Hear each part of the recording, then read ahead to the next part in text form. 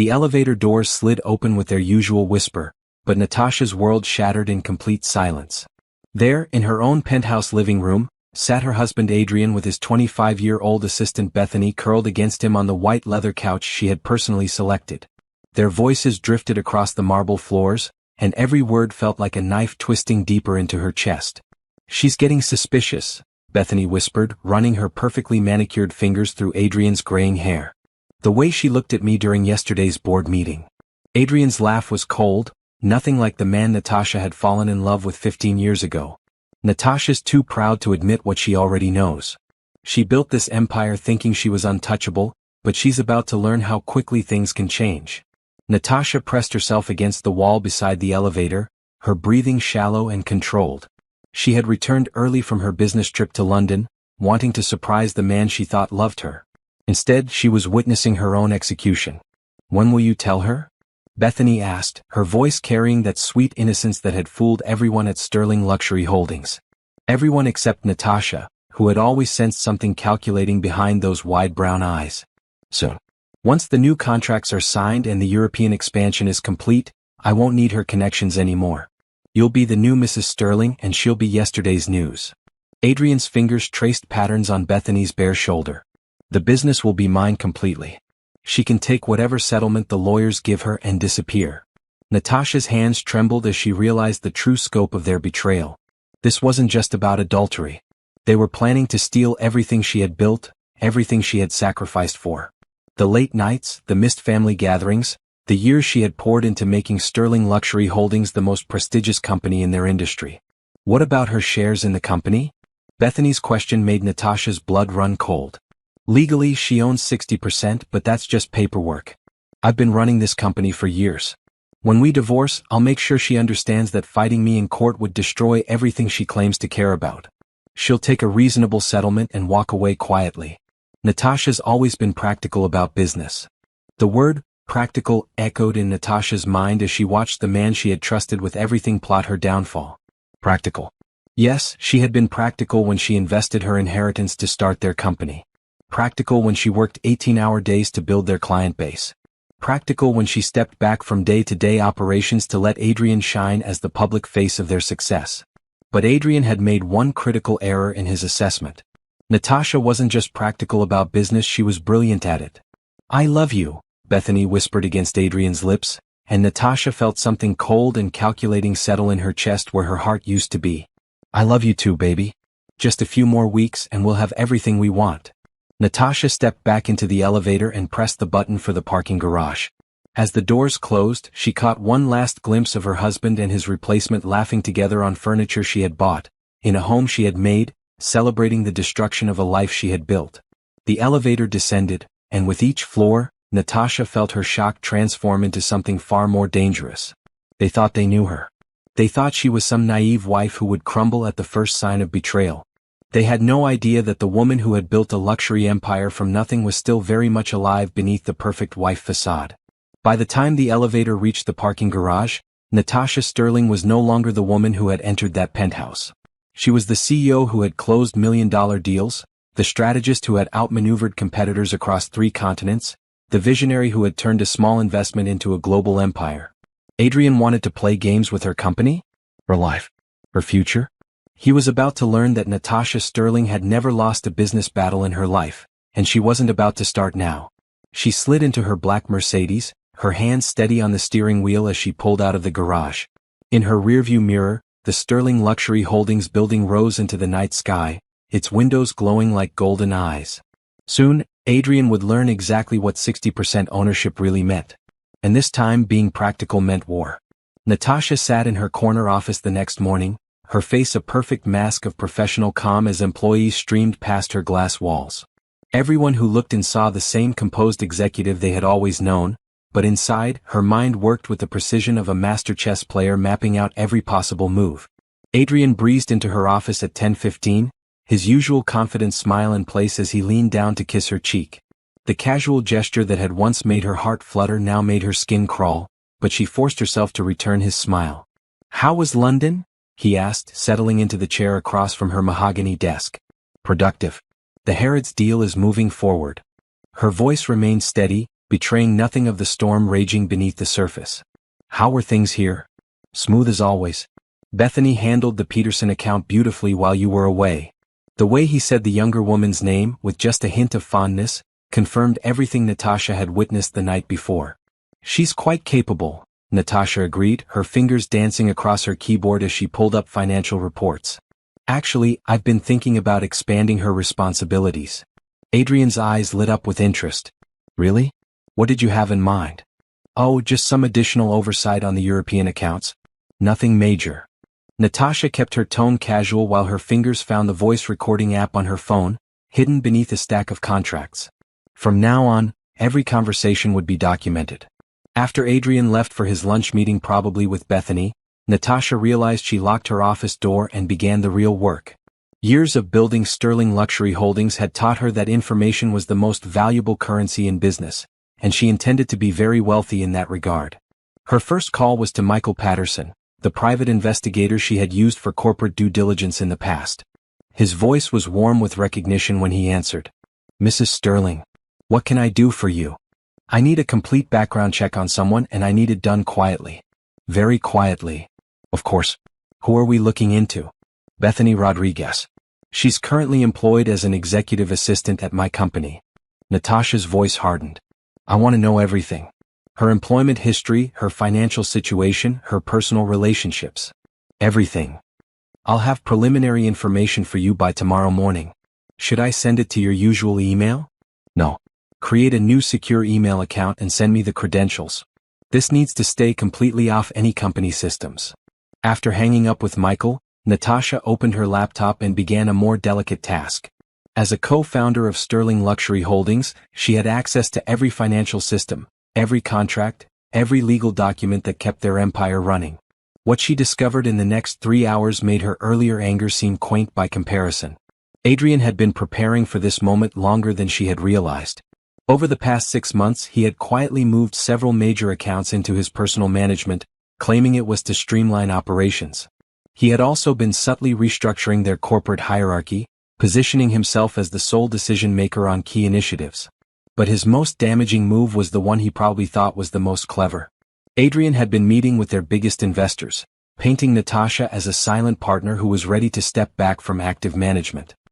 He was laying the groundwork to convince everyone that her eventual departure would be seamless and beneficial for the company. What Adrian had forgotten, in his arrogance, was that Natasha still had access to everything.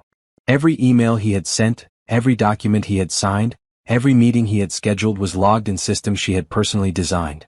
His preparation for her destruction had created the perfect evidence trail for his downfall. Her phone buzzed with a text from Adrian, working late tonight. Don't wait up. Natasha smiled grimly as she typed back, of course, darling. I'll probably be working late myself. She would indeed be working late, but not on anything Adrian could imagine. Her next call was to Jennifer Walsh, the corporate attorney who had handled their most sensitive legal matters for years. Jennifer, I need to see you tomorrow. Early and not at your office. Is everything all right, Natasha? Everything is about to be very different. Can you meet me at the Ritz-Carlton at 7 a.m.? And Jennifer? Bring everything you have on the corporate structure of Sterling Luxury Holdings.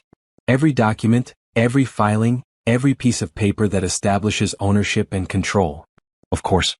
Should I ask what this is about? Tomorrow morning you'll understand everything. As the sun set over the city, Natasha remained in her office, methodically building the foundation of her counterattack. She printed financial reports, copied important files to encrypted drives, and began reaching out to business contacts who had known her long before Adrian Sterling entered her life. Her marriage was over. She had accepted that truth with the same practical efficiency she brought to every business decision. But Adrian's mistake was thinking that destroying her personally would give him control over what she had built professionally. He was about to learn that Natasha Sterling had never confused love with business. And in business she had never accepted defeat. By midnight she had what she needed to begin her war. Tomorrow she would start calling in favors from people who remembered when she was the rising star of the luxury goods industry, long before she became Mrs. Adrian Sterling. The game was far from over. In fact, it was just beginning. Natasha arrived at the Ritz-Carlton at 6:50 a.m., her black suit immaculate and her mind sharp as a blade.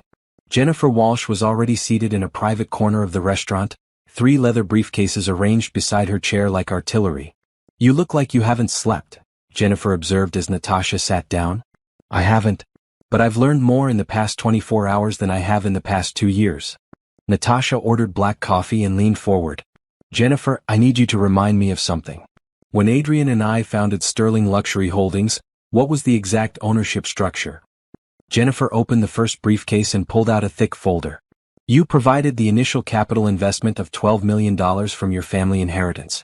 Adrian contributed his marketing expertise and industry connections, but no monetary investment. The ownership was structured as 60% you, 40% him. And that structure has never changed?" "Never. In fact, when you expanded into European markets 3 years ago, you provided an additional $8 million in funding, which should have increased your percentage, but you chose to maintain the original 60-40 split." Natasha nodded, memories flooding back of sleepless nights spent developing their first luxury handbag line. She had been 28 then, hungry and determined to prove that her business degree from Wharton wasn't just expensive paper. Adrian had been the charismatic marketing director at a competitor company, full of grand plans and silver-tongued promises. "Tell me about the patents," Natasha continued. Jennifer flipped through pages of legal documents. "You hold the patents on the specialized leather treatment process that gives Sterling products their distinctive finish. You also own the trademarks for the Sterling signature design elements. Those were registered in your name only 2 years before you even met Adrian." The leather treatment process. Natasha almost laughed at the irony. She had developed that innovation during her MBA program, spending months in a chemistry lab perfecting a process that made leather more durable while maintaining luxury softness. That single innovation had set Sterling Luxury Holdings apart from every competitor in the industry. "What about the manufacturing contracts?" "Most of them are structured through your European subsidiary, which you established using your personal connections in Italy and France. The subsidiary is wholly owned by you, not by Sterling Luxury Holdings." Natasha felt pieces of a puzzle clicking into place. Adrian might run the day-to-day operations, but the foundation of their empire belonged to her. The patents, the manufacturing relationships, the specialized processes, all of it traced back to her innovations and investments. "Jennifer, I need you to do something for me, and I need it done immediately." "What do you need?" "I want a complete audit of all our corporate structures. Every subsidiary, every contract, every legal arrangement that gives us our competitive advantage. I want to know exactly what happens to Sterling Luxury Holdings if I decide to withdraw my assets." Jennifer's eyes widened with understanding. "Natasha, are you considering dissolving the partnership?" "I'm considering protecting what's mine." Natasha's voice carried the same steel that had intimidated boardrooms full of executives twice her age. "How long will the audit take?" "For a complete analysis? 3 days, working around the clock." "Do it. Spare no expense. I want to know every legal option available to me." After Jennifer left, Natasha drove to her favorite coffee shop in Georgetown, a place she had discovered during her early days building the company. She needed to think, and she needed to remember who she had been before she became half of a couple. Her phone rang as she settled into a corner table. The caller ID showed a number she hadn't seen in 3 years. "Natasha Sterling?" The voice was warm with Italian accent. "Roberto. How wonderful to hear from you." Roberto Martinelli had been her first manufacturing partner, a third-generation leather craftsman whose family workshops in Tuscany had produced some of the world's finest luxury goods. He had taken a chance on her when she was nobody, trusting her vision and her innovative processes when established brands wouldn't return her phone calls. "I am in Washington for a trade conference," Roberto continued. "Perhaps we could have dinner? There are some opportunities one would like to discuss with you." "I would love that. Are you free tonight?" As she hung up, Natasha realized that her network was still intact. Adrian might control Sterling Luxury Holdings' current operations, but the relationships she had built over 15 years belonged to her alone. Her laptop chimed with a new email from the secure account Michael Patterson had created. The private investigator worked fast. Bethany Rodriguez, she learned, had a pattern. 3 previous jobs as an executive assistant, all ending when the companies discovered she was having affairs with married executives. Her financial records showed expensive tastes funded by generous gifts from older, wealthy men. But the most interesting detail was a series of text messages Michael had legally obtained. Messages between Bethany and a friend, dated just 2 weeks ago. "The old man is completely hooked. Once I get him to marry me, I'll be set for life." "What about his wife?" "Please. She's been out of the business game for years. Adrian says she's basically retired. She won't be a problem. Natasha closed the laptop and smiled for the first time in 24 hours. Bethany had made the same mistake as Adrian, underestimating exactly who Natasha Sterling was and what she was capable of achieving. Tonight, she would have dinner with Roberto and begin rebuilding the empire that bore her innovations. Tomorrow, she would start the systematic deconstruction of everything Adrian thought he controlled. The foundation was stronger than either of them realized. Now it was time to show them what happened when someone tried to steal from a woman who had built everything from the ground up. Roberto's eyes lit up as Natasha walked into Le Bernardin, her burgundy dress commanding attention from every corner of the restaurant. He stood to embrace her, his weathered hands gentle on her shoulders. "Natasha, you look magnificent. Success agrees with you." "Thank you, Roberto. You look well yourself." She settled into the chair across from him, noting how his respect felt genuine compared to the performance she had grown accustomed to at home. "I must confess, I have been following Sterling Luxury Holdings in the trade publications. Your expansion into Asian markets was brilliant." Roberto poured wine from a bottle that probably cost more than most people made in a week. "But I sense you did not ask me to dinner simply for old times." Natasha had always appreciated Roberto's directness. In a world of corporate doublespeak, he remained refreshingly honest. "You're right.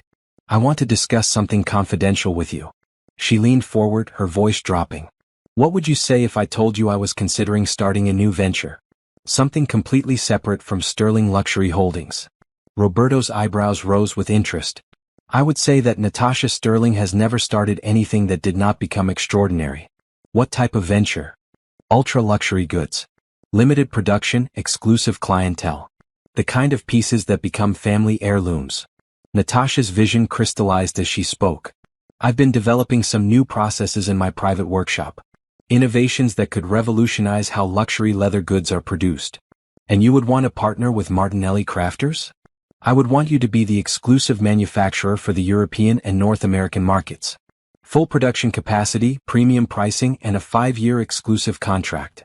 Roberto set down his wine glass, his business instincts fully engaged. "This would be independent of Sterling Luxury Holdings?" "Completely independent. This would be my company, my designs, my processes." Natasha pulled out her phone and showed him photos from her private workshop, a space Adrian didn't even know existed. "I've been working on these innovations for 2 years. They're ready for production." The photos showed leather goods that looked like works of art. Handbags with intricate patterns that seemed to shift in the light, briefcases with surfaces that felt like silk but wore like steel, accessories that combined traditional craftsmanship with cutting-edge technology. "Madonna mia," Roberto whispered. "These are incredible.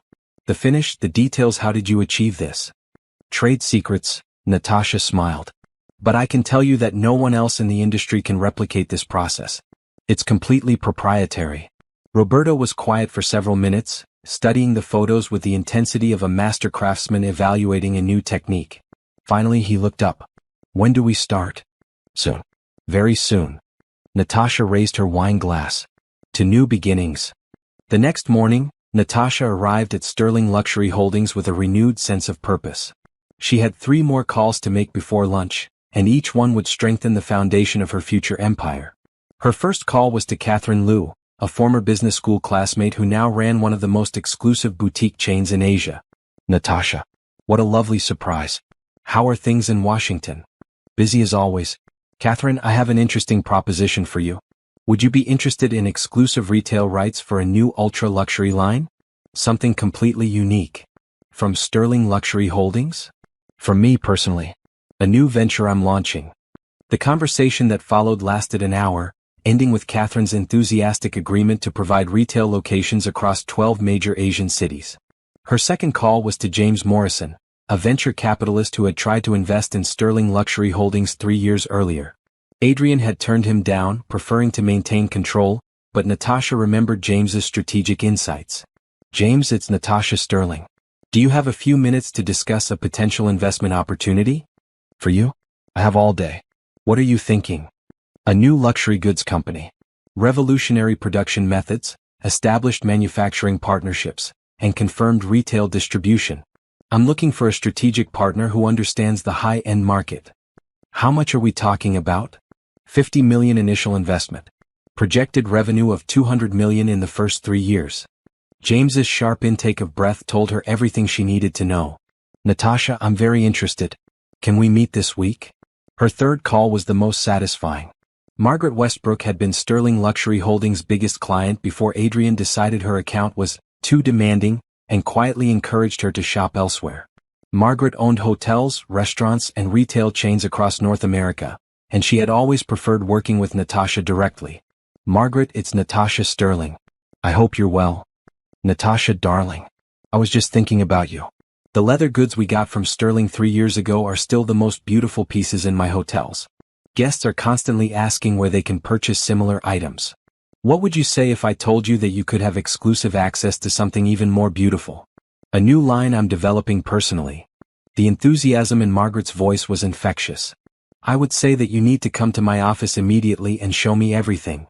By the time Adrian arrived at the office for their weekly strategy meeting, Natasha had commitments for manufacturing, investment, and retail distribution worth over $300 million. All for a company that didn't officially exist yet. Adrian breezed into her office, his confidence unshaken. Ready for our meeting? I have some exciting updates about the Peterson account. Of course, Natasha smiled, her recording app already running. I'm always interested in hearing your updates. As Adrian launched into his presentation about client relationships and market expansion, Natasha found herself studying him with new eyes. He was still handsome, still charismatic, still capable of selling anyone on his vision. But underneath the polished exterior, she now saw the calculating manipulator who was planning to steal her life's work. You're quiet today, Adrian observed. Everything all right? Just thinking about the future, Natasha replied. About new opportunities and changes ahead. Adrian smiled, probably thinking she was referring to whatever narrative he and Bethany had constructed about their future together. He had no idea that while he was planning her demise, she was building the foundation for his downfall. The network was in place. The capital was committed. The production capacity was secured. Now it was time to execute the most important business decision of her life, the complete destruction of Adrian Sterling's comfortable world. Jennifer Walsh looked exhausted when she arrived at Natasha's private workshop at 7 a.m. on Friday morning. She carried 4 briefcases and had the determined expression of someone who had spent 3 days uncovering corporate secrets. I have everything, Jennifer announced, setting the briefcases on Natasha's workbench between prototypes of luxury handbags. And Natasha, what I found is going to change everything. Natasha poured coffee from the machine she had installed in her workshop space, a converted warehouse in Alexandria that Adrian had no idea existed. This was where she had developed her revolutionary leather treatments, where she had designed the innovations that would power her new empire. Show me, Natasha said, settling into a leather chair she had crafted herself. Jennifer opened the first briefcase and spread documents across the polished wooden table. Let's start with the good news. Your ownership position is even stronger than we thought. When Sterling Luxury Holdings expanded into South American markets, you provided the additional funding through your personal trust, not through the company. That created a subsidiary that is wholly owned by you. What does that mean practically? It means you own 100% of Sterling South America, which handles approximately 40% of the company's total revenue. Jennifer pulled out a financial chart. If you withdraw Sterling South America from the parent company, Sterling Luxury Holdings loses its largest profit center. Natasha felt a surge of satisfaction. What else? The patents are the real nuclear weapon, Jennifer continued. Your leather treatment process isn't just used in Sterling products, you licensed it to 3 other luxury manufacturers. Those licensing fees go directly to you, not to Sterling Luxury Holdings. If you terminate those licenses and grant exclusive rights to a new company, every luxury handbag manufacturer in the world would need to work with me or develop inferior products, Natasha finished. Exactly. And there's more. Your manufacturing contracts in Italy, France, and Switzerland are all personal agreements with you, not corporate contracts. If you leave, those relationships go with you. Jennifer opened the second briefcase, revealing accounting records and financial statements. Now for the really interesting part. I had our forensic accountants examine Adrian's recent activities. What did you find? He's been moving money. Small amounts, always under the reporting thresholds, but consistently. Over the past year, he's transferred approximately $2 million from Sterling Luxury Holdings accounts into personal investments. Natasha's jaw tightened. Is that legal? Technically, as a 40% owner and acting CEO, he has the authority to make those transfers. But ethically and practically, he's been enriching himself while planning to push out the majority shareholder. Jennifer pulled out printed emails. And these confirm his intentions. The emails were between Adrian and a corporate headhunter, discussing his plans to restructure the company leadership and transition to a new ownership model. The most damning email was dated just 1 week ago. The current majority shareholder is planning to reduce her involvement in day-to-day operations. This presents an opportunity for a dynamic leader to acquire additional equity and take full control of a growing luxury brand. He's been shopping for investors to buy out my shares, Natasha realized. Probably at below market value, claiming I want to retire.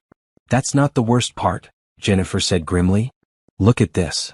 The final email made Natasha's blood boil. Adrian was scheduled to meet next week with Harrison Capital, a private equity firm known for hostile takeovers. The meeting agenda included strategies for minority shareholder buyouts and restructuring options for family-owned luxury brands. He's planning a coup, Natasha whispered. A very sophisticated one. If he can convince Harrison Capital to buy a majority stake, they could force you out entirely. You would receive fair market value for your shares, but you would lose control of the company you built. Natasha stood up and walked to the windows overlooking the Potomac River. In the distance, she could see the Washington Monument rising like a spear into the morning sky. She had built her life in this city, created her fortune through discipline and innovation. Adrian thought he could simply take it all away.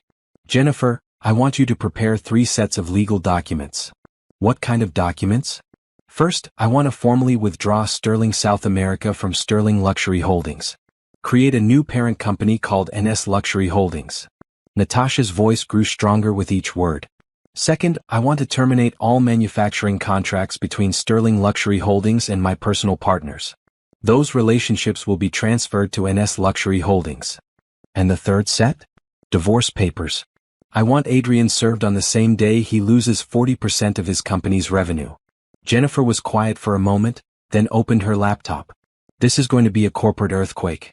Sterling Luxury Holdings will lose its South American operations, its manufacturing capacity, and its proprietary processes all at once. That's the point. Adrian wants to play games with my business? He's about to learn that I don't play games. I win. Over the next 6 hours, they worked through every legal detail of Natasha's exit strategy. By the time Jennifer left that afternoon, they had a comprehensive plan that would systematically dismantle Adrian's empire while protecting Natasha's interests. That evening, Natasha sat in her workshop, surrounded by prototypes of her new luxury line. Her phone showed 17 missed calls from Adrian, who was apparently working late again with Bethany. She deleted the calls without listening to the voicemails. Her laptop chimed with a message from Michael Patterson, the private investigator. Mrs. Sterling, you asked me to monitor your husband's activities. He just booked a weekend trip to Napa Valley for 2 people. The reservation is under Mr. and Mrs. Sterling, but according to my sources, he won't be traveling with you. Natasha smiled grimly. Adrian was taking his mistress on a romantic getaway using the name that belonged to his wife. The arrogance was breathtaking. But his timing was perfect. While Adrian was playing house with Bethany in wine country, Natasha would be putting the final pieces of her plan into motion. Monday morning was going to be very educational for Mr. Adrian Sterling. Monday morning arrived with unseasonable clarity, the kind of crisp autumn day that made Washington look like a postcard. Natasha stood in her corner office, watching employees arrive for work, unaware that their company was about to change forever. She wore her favorite black suit, the one she had bought to celebrate Sterling Luxury Holdings' first $1 million quarter, and she felt like a general preparing for the decisive battle. Adrian stumbled into the office at 10:30, still glowing from his weekend in Napa Valley. His skin had the relaxed flush of someone who had spent 2 days drinking expensive wine and celebrating a future he thought was secured. He kissed Natasha's cheek with the casual confidence of a man who believed he held all the cards. "How was your weekend?" he asked, settling into the chair across from her desk. "Productive," Natasha replied, her voice steady. "I had time to think about a lot of things. About our future, about the company, about where we want to go from here." "That's great. I actually wanted to talk to you about some new opportunities. Harrison Capital has been asking about potential partnerships." Adrian launched into his prepared speech about growth strategies and market expansion, the same silver-tongued presentation that had charmed investors for years. But Natasha was no longer listening to his words. She was studying his face, memorizing the confident expression that was about to disappear forever. "Adrian," she interrupted quietly. "We need to talk." Something in her tone made him pause. "What's on your mind?" Natasha reached into her desk drawer and pulled out a manila folder. Inside were photographs that Michael Patterson had provided, images of Adrian and Bethany at various restaurants, hotels, and finally, their romantic weekend in wine country. She spread the photos across her desk like playing cards. Adrian's face went completely white. "I know about Bethany," Natasha said simply. "I know about your plans to force me out of the company. I know about your meetings with Harrison Capital, your secret bank transfers, and your little scheme to steal my life's work." Adrian's mouth opened and closed without sound. For perhaps the first time in his adult life, he was completely speechless. "Here's what's going to happen," Natasha continued, her voice gaining strength. "You're going to listen very carefully, because your future depends on understanding every word I say." She opened her laptop and turned the screen toward him. The display showed legal documents with official letterhead and multiple signatures. "As of this morning, I have formally withdrawn Sterling South America from Sterling Luxury Holdings. That subsidiary, which generates 40% of our total revenue, is now part of my new company." Natasha watched his face turn gray. "I have also terminated all manufacturing contracts between Sterling Luxury Holdings and my personal partners in Italy, France, and Switzerland." "You can't do this," Adrian whispered, but his protest lacked conviction. "I can and I have. Those contracts were always in my name, not the company's name. My mistake was letting you benefit from my relationships for so long." Natasha stood up and walked around her desk, her heels clicking against the marble floor. "But the best part is yet to come. You see, Adrian, while you were planning my corporate funeral, you forgot something very important." She leaned against the edge of her desk, looking down at the man who had shared her bed while plotting her destruction. "I own the patents for the leather treatment process that makes Sterling products unique. Without my technology, you're just another overpriced handbag company." Adrian's hands were shaking as he reached for the photographs. "Natasha, please. We can work this out. Whatever you think you know. I know everything." Natasha's voice cut through his desperate words like ice. "I know that you've been transferring company funds to your personal accounts. I know that you told Bethany I was basically retired and wouldn't be a problem. I know that you planned to convince Harrison Capital to force me out of my own company." She pulled out her phone and played a recording of Adrian's voice from their penthouse. "She can take whatever settlement the lawyers give her and disappear." Adrian's face crumpled as he heard his own words condemning him. "You were recording us?" "I was protecting myself. Something I should have started doing years ago." Natasha returned to her chair, maintaining the distance between them. "You want to know what else I know? I know that Bethany has done this before. 3 other companies, 3 other married executives. You're just her latest mark." "That's not true. Bethany loves me." Natasha almost felt sorry for him. "Almost. Bethany loves your money. Just like she loved the money from her previous targets. Did she tell you about the text she sent to her friend? The ones where she called you the old man, and said she was set for life once she married you?" The color drained completely from Adrian's face. "You're lying. Michael Patterson is very thorough. Would you like to see the screenshots?" Adrian slumped forward in his chair, the reality of his situation finally penetrating his arrogance. "What do you want?"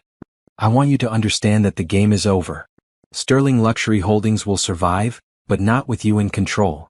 Natasha opened another folder. "These are divorce papers. You'll sign them today and you'll accept the settlement my lawyers have prepared." "What settlement?" "You keep your 40% of what's left of Sterling Luxury Holdings after I withdraw my assets. That should be worth about $10 million, assuming you can rebuild the manufacturing relationships and develop new technology to replace my patents." Natasha's smile was sharp as a blade. "You also get the penthouse, since I have no desire to live in a place you've contaminated with your betrayal." Adrian's voice broke.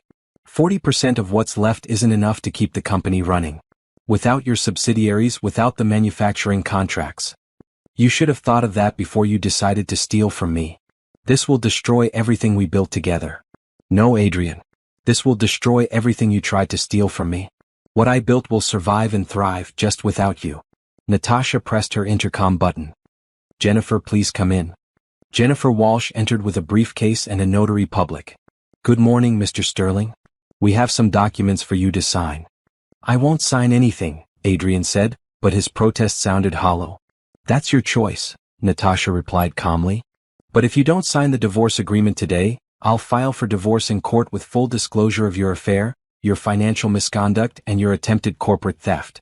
The media coverage should be interesting for a luxury brand CEO. Adrian looked around the office, his eyes taking in the awards, the photographs, the evidence of 15 years of success. All of it was slipping away because of his own greed and arrogance. If I sign this, what happens to Bethany? That's not my problem. But I imagine she'll lose interest quickly once she realizes you're no longer a billionaire. Adrian picked up the pen with trembling fingers. As he signed his name on document after document, Natasha felt a strange sense of peace settle over her. This wasn't the end of her story. It was the beginning of a new chapter. There's one more thing, Natasha said as Adrian signed the final page. I want you out of this building by the end of the day. Security will escort you to clear out your office. Adrian looked up at her, his eyes filled with a mixture of disbelief and defeat. 15 years, Natasha. Doesn't that mean anything to you? It meant everything to me. That's why your betrayal is unforgivable. As Adrian left her office, shoulders slumped in defeat, Natasha turned to look out at the city she had conquered once before. In 6 months she would conquer it again, but this time she would build something that belonged entirely to her. Her phone buzzed with a text from Roberto. The first production samples are ready. They're magnificent. Natasha smiled, feeling truly happy for the first time in months. The future was beginning and it was going to be extraordinary. The news spread through Sterling Luxury Holdings like wildfire. By noon, every employee knew that Adrian Sterling was no longer with the company, though the official statement simply mentioned, pursuing new opportunities. By 2 p.m., the industry trade publications were buzzing with speculation about the sudden leadership change at one of the most successful luxury brands in North America. Natasha stood in the conference room, addressing the senior management team with the same calm authority she had brought to every crisis over the past 15 years. But this time, she wasn't managing a crisis, she was orchestrating a controlled demolition. I know you all have questions about the recent changes, she began, her voice carrying easily across the mahogany table. Let me be clear about what's happening and what it means for each of you. Richard Chin, the head of operations, raised his hand tentatively. Natasha, the manufacturing team is confused about the contract changes. Our partners in Italy aren't returning calls. That's because those contracts have been transferred to my new company, NS Luxury Holdings. Everyone in this room will receive an offer to join the new organization at their current salary plus a 20% increase. The room erupted in surprised murmurs. Margaret Foster, the chief financial officer, leaned forward. What about Sterling Luxury Holdings? What happens to this company? Sterling Luxury Holdings will continue to operate, but under new management and with a significantly different structure. Natasha pulled up a presentation on the wall screen. Without the South American subsidiary, the European manufacturing partnerships, and the proprietary technology licenses, this company will need to completely rebuild its operational foundation. James Morrison, the marketing director, looked stunned. Are you saying we're starting over? I'm saying that everyone in this room has a choice. You can stay with Sterling Luxury Holdings and help rebuild from the ground up, or you can join me in creating something entirely new. Natasha clicked to the next slide, showing revenue projections for NS Luxury Holdings. My new company already has confirmed manufacturing partnerships, established distribution channels, and revolutionary technology that no competitor can replicate. The numbers on the screen were staggering. Conservative projections showed NS Luxury Holdings reaching $100 million in revenue within 18 months. When do you need our decisions? Asked Susan Park, the head of design. Today. I'm moving fast and I need a team that's ready to move with me. Natasha looked around the table at faces she had worked with for years. I won't pretend this isn't disruptive. But sometimes disruption is necessary to achieve something extraordinary. Over the next 4 hours, 12 of Sterling Luxury Holdings' 14 senior executives chose to join Natasha's new company. The only holdouts were 2 managers who had been recently hired by Adrian and who, Natasha suspected, might have been complicit in his schemes. By 6 p.m., Natasha was alone in her former office, packing the personal items that would move with her to NS Luxury Holdings' new headquarters. Her phone rang constantly, reporters, competitors, and industry analysts all trying to understand what was happening to one of the most stable luxury brands in the market. She ignored them all until she saw Roberto's number on the caller ID. Roberto, how are the samples looking? Natasha, they are perfection. But I am hearing strange rumors about Sterling Luxury Holdings. Some of my contacts say Adrian Sterling is no longer with the company. The rumors are true. Adrian and I have decided to pursue separate business interests. Roberto was quiet for a moment. And our agreement for NS Luxury Holdings? Completely unchanged. In fact, I'd like to accelerate our timeline. Can we have the first production run ready in 6 weeks instead of 12? For you? We will make it happen. As Natasha hung up, her assistant knocked on the door. Mrs. Sterling? There's someone here to see you. She says it's urgent. Bethany Rodriguez stood in the doorway, her usual confident demeanor replaced by barely controlled panic. Her designer dress was wrinkled, her makeup smudged, and her hands shook as she clutched an expensive handbag. Natasha, we need to talk. No, we don't. Natasha continued packing, not bothering to look up. Please. Just 5 minutes. I know you must hate me, but I don't hate you, Bethany. I don't think about you at all. Natasha finally looked up, her expression neutral. You were a symptom, not the disease. Adrian made his choices, and now he's living with the consequences. He's completely broken. He won't get out of bed, won't eat, won't take my calls. Bethany stepped into the office uninvited. This isn't what I wanted. I never meant for things to go this far. What exactly did you think would happen? That I would quietly disappear so you could play house with my husband in the empire I built? Bethany's composure cracked. I thought he was telling the truth about you being ready to retire. He said you weren't interested in the business anymore. Adrian told you what you wanted to hear. Just like he told me what I wanted to hear for 15 years. Natasha closed her briefcase with a sharp click. The difference is, I was actually building something while I believed his lies. You were just planning to benefit from someone else's work. I can fix this, Bethany said desperately. I can leave, disappear. You and Adrian can work things out. Bethany, listen very carefully. My marriage to Adrian is over. Sterling Luxury Holdings as he knew it is over. And your little fantasy about becoming a billionaire's wife is over. Natasha stood up, her presence filling the room. The only question now is what you do with the rest of your life. I don't understand. Adrian is no longer a billionaire. His company is worth a fraction of what it was this morning, and it's going to get worse before it gets better. If you really love him, you'll stay and help him rebuild. If you were just after his money? Natasha shrugged. Well, I think we both know the answer to that. Bethany's face went pale as the full implications hit her. You destroyed him. I protected myself. Adrian destroyed himself the moment he decided to betray the woman who made his success possible. As Bethany fled the office, Natasha felt a sense of completion. The old chapter of her life was officially closed. Tomorrow she would begin writing a new one. Her phone buzzed with a text from Jennifer Walsh. NS Luxury Holdings is officially incorporated. You're the CEO of your own empire again. Natasha looked around the empty office one last time, then turned off the lights and walked away. She had built Sterling Luxury Holdings from nothing once before. Building NS Luxury Holdings was going to be even more satisfying, because this time she was building it for herself alone. 3 months later, Natasha sat in her new corner office overlooking the Potomac River, reading industry reports with deep satisfaction. The headlines told the story she had orchestrated with surgical precision. Sterling Luxury Holdings stock plummets as manufacturing partners withdraw. Industry giant struggles to replace proprietary technology. Former employees' exodus continues as competitors poach top talent. Her intercom buzzed. Miss Sterling? Michael Patterson is here with his monthly report. Send him in.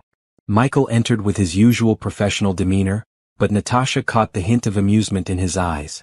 You'll want to hear this, he said, settling into the chair across from her desk. Good news or bad news? Depends on your perspective. Adrian's world is collapsing faster than we anticipated.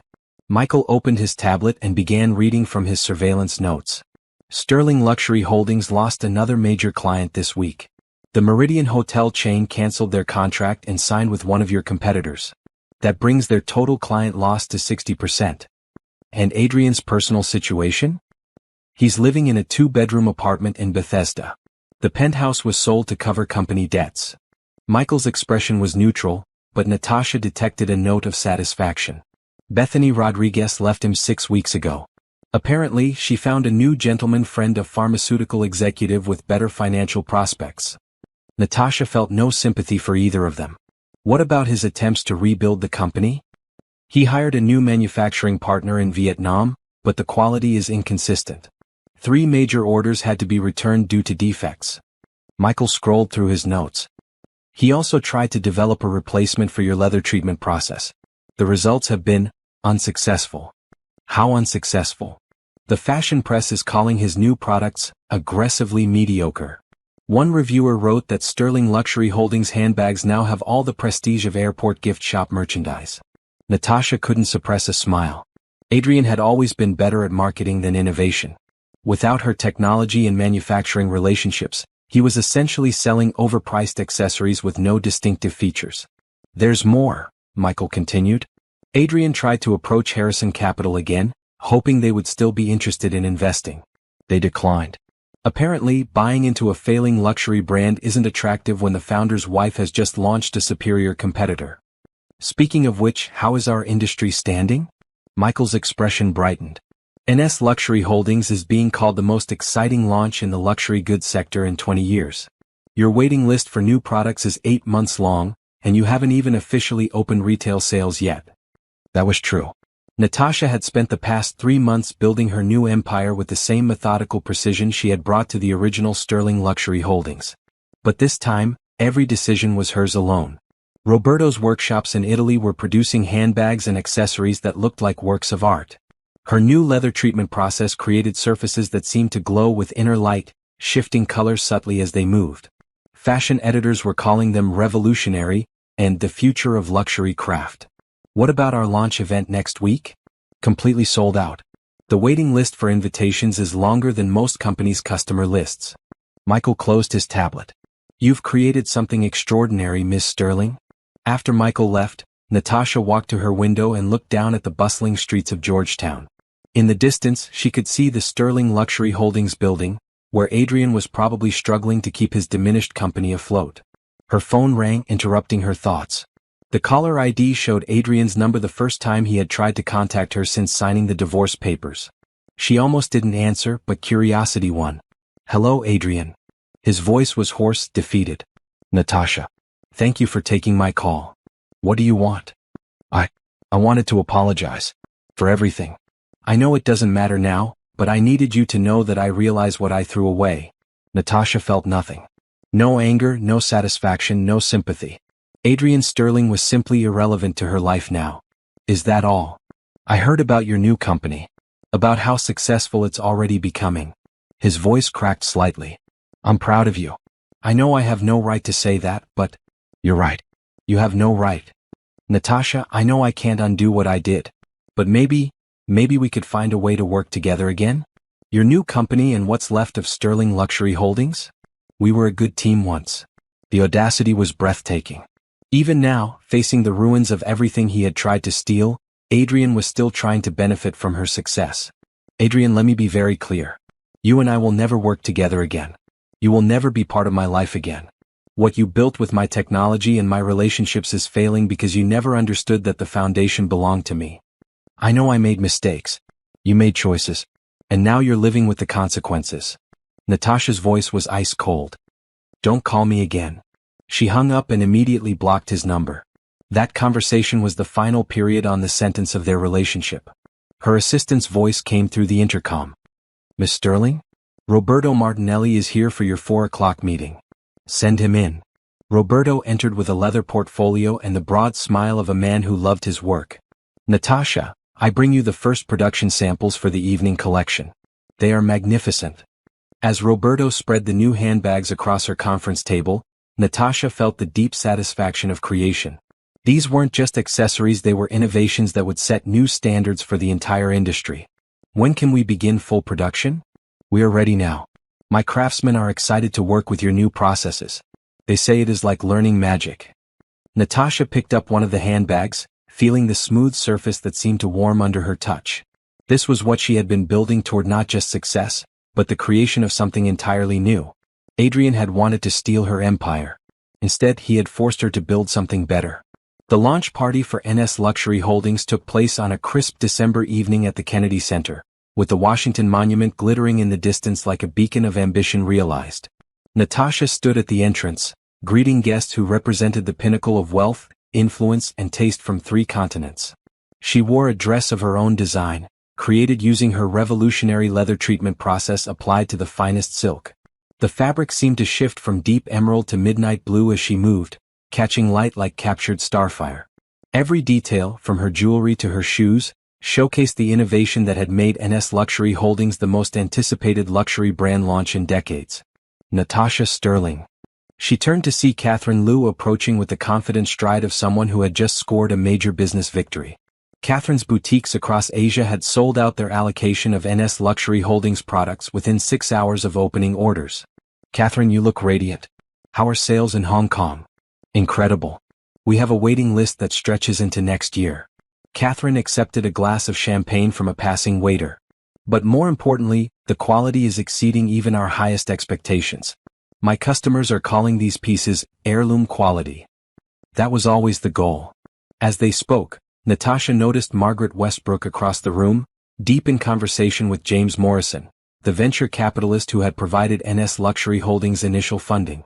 Both were examining one of the signature handbags with the intense focus of people who understood they were witnessing something revolutionary. Ladies and gentlemen, the evening's host announced, please welcome the founder and CEO of NS Luxury Holdings, Natasha Sterling. The applause was thunderous as Natasha took the stage. Looking out at the audience, she saw fashion editors who had flown in from Paris, Milan, and Tokyo. She saw celebrities who had waited months for early access to her products. She saw business leaders who wanted to understand how someone could rebuild an empire in less than a year. Thank you all for being here tonight, Natasha began, her voice carrying easily across the room. When I started this journey, I had a simple vision: to create luxury goods that would be treasured for generations. Not just because they're beautiful, but because they represent a new standard of innovation and craftsmanship. She gestured to the displays around the room, where her products were showcased like fine art. Every piece you see tonight was created using proprietary processes that took 15 years to develop. These aren't just handbags and accessories, they're the future of luxury goods. The audience was completely silent, hanging on every word. But more than that, NS Luxury Holdings represents something I believe in deeply. The idea that true success comes from building something extraordinary, not from taking what someone else has created. Several people in the audience nodded knowingly. The fashion industry was small, and everyone knew the story of Natasha's separation from Sterling Luxury Holdings, though few knew the complete details.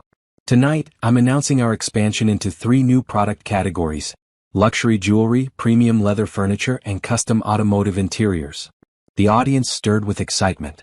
We're also opening flagship boutiques in Paris, Milan, Tokyo, and New York, all within the next 6 months. The applause was deafening. What Natasha had just announced represented a billion-dollar expansion plan, the kind of aggressive growth that usually took established companies decades to achieve. After her speech, Natasha was surrounded by admirers, competitors, and potential partners. But the conversation that mattered most came from an unexpected source. Miss Sterling? She turned to see a young woman, perhaps 25, with the confident bearing of someone who had earned her success rather than inherited it. I'm Elena Rodriguez. I'm a business reporter for Forbes. Of course. I read your article about emerging luxury brands. Very insightful. Thank you. I was wondering if I could ask you something off the record. Natasha studied the young woman's face, seeing genuine curiosity rather than the predatory interest of a scandal-seeking journalist. What would you like to know? How does it feel to rebuild an empire while watching your former partner's company collapse? It was a direct question but not hostile. Elena was asking about the human element of a business story that had captivated the industry. It feels like justice, Natasha replied honestly. Not revenge justice. When someone tries to steal what you've built, the appropriate response is to build something better. Do you ever regret how things ended with Sterling Luxury Holdings? I regret trusting the wrong person for so long. But I don't regret protecting what was mine. Elena nodded, making notes. One last question. What advice would you give to women who find themselves in similar situations, professionally or personally betrayed by someone they trusted? Natasha considered the question carefully. Remember that your worth isn't determined by someone else's opinion of you. If someone doesn't value what you bring to the table, build your own table. As the evening wound down, Natasha found herself on the Kennedy Center's terrace, looking out at the city lights. Washington spread before her like a circuit board of ambition, each light representing someone's dreams and struggles. Her phone buzzed with a text from Roberto. The Milan workshop is ready for the furniture collection. When do we begin? Another text came from Catherine. Tokyo wants to double their order for spring. Can we manage production? A third message was from Jennifer Walsh. The patent applications for your new jewelry processes have been approved. You now own the exclusive rights to 17 revolutionary manufacturing techniques. Natasha smiled, feeling a deep sense of completion. 6 months ago, she had been a woman whose life was crumbling around her. Tonight, she was the CEO of the most innovative luxury company in the world, with a pipeline of opportunities that stretched years into the future. She had rebuilt her empire, but this time it was built on a foundation that belonged entirely to her. In the distance, she could see the Sterling Luxury Holdings building, dark except for a few scattered windows. Adrian was probably working late, desperately trying to save what remained of his company. Natasha felt no satisfaction in his failure, but she felt immense pride in her own success. The rise was complete. Now came the truly exciting part, building something that would last forever. 1 year later, Natasha stood on the balcony of her new penthouse, watching the sunrise paint the Potomac River in shades of gold and crimson. The Washington Post lay folded on her glass table, its business section featuring a full-page article titled, "The Sterling Success Story: How One Woman Built a Billion-Dollar Empire in 18 Months." The article included photographs of her flagship boutiques in 5 major cities, each one packed with customers willing to wait months for products that had redefined luxury. It detailed the unprecedented success of NS Luxury Holdings, which had captured 30% of the ultra-high-end luxury market in less than 2 years. But the most satisfying paragraph was buried near the end. Industry analysts note that former competitor Sterling Luxury Holdings has struggled to maintain market share, losing an estimated 80% of its value since the departure of co-founder Natasha Sterling. Current CEO Adrian Sterling declined to comment for this article. Natasha set down her coffee and checked her phone. 3 missed calls from Roberto, 2 from Catherine, and a text from Margaret Westbrook about expanding their hotel partnership to include custom furniture for an entire chain of luxury resorts. Her phone rang as she was reviewing the messages. "Miss Sterling? This is Elena Rodriguez from Forbes. I hope I'm not calling too early." "Not at all, Elena. How can I help you?" "I'm working on a follow-up piece to last year's article about your company launch. I was hoping we could discuss some recent developments." "Such as?" "Well, there are rumors that you're considering going public. And there's speculation about a possible acquisition offer from LVMH." Natasha smiled. The luxury conglomerate had indeed approached her through intermediaries, offering to buy NS Luxury Holdings for an astronomical sum. She had politely declined, preferring to maintain control of her creation. "I'm always open to strategic partnerships," Natasha replied diplomatically. "But NS Luxury Holdings isn't for sale. I'm building something for the long term." "There's also been speculation about your personal life. Sources say you've been seen frequently with Dr. Marcus Thompson, the humanitarian surgeon. Any comments?" Natasha's smile widened. Marcus was everything Adrian had never been: intellectually curious, genuinely caring, and completely uninterested in her wealth except as a tool for funding the medical clinics he established in underserved communities. Their relationship had developed slowly, built on respect and shared values rather than business convenience.